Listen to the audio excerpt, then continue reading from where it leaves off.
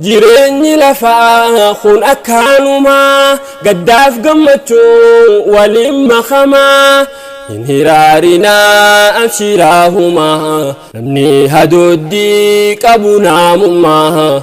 Boreen keenya amma namoonni asii gartan kun warroota hongee warroota rakkoon beelaarra dhufte isaan kana kun hooni agartanii haadhorii teenya ilmaan qabdu ilmaan baatanii kun akkattas jiran hirmaata haadha keenya dhufanii hira turaa dhufan. Anaasi malee en walii aanaa waliif naanaa. Aduu nu kaasee. Beeladaan teessa yoo ni jirti?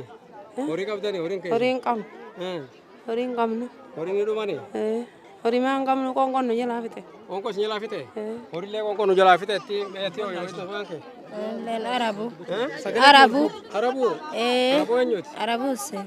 Maali rakkoo isirra dhufte? Waan nu fise horiin nurraa dhume. Saniin qoonqoon nu kaaftee aduu waliin. Isirraa kaane. Ilmaan meeqa qabda? Ilmaan shaniin qaba. Shan qabda. Abbaan mana keetiin jiraame?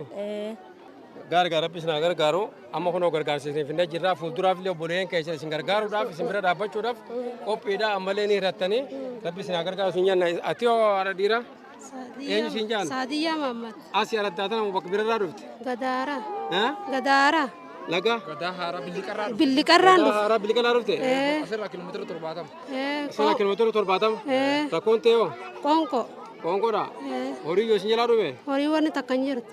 Hasitas garana dheessitan jechuudha.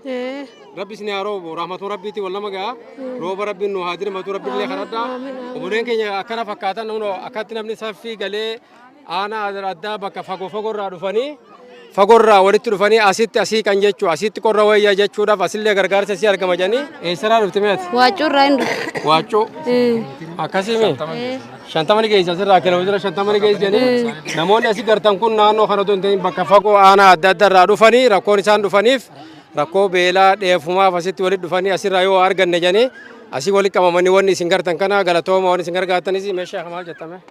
Amma ati ijoollee meeqa qabda? Saddeet. Ijoollee saddeet qabdi amma isiin. Xiqqaan kun kan isin harkaa qabdu kana. Isiin 12 laal namni kun asitti harkitan kun isa duuba waa meeqaatu hafe jechuudha. Suniifuu gaa obboleeyyan keenya namni asit dhufee waan kana arkee dhugumatti garaansaa hin danda'u. Rabbiin waan amma kennatan kana jara kanallee dafee dhaqqabe silaa kun amma bira gahe kaganaallee duubaan idaamuuf rahmanni rabbiitis qabuuf nu haa godhu galatoomaa isin hin jenna. Assalaamu alaikum wa rahmatullah.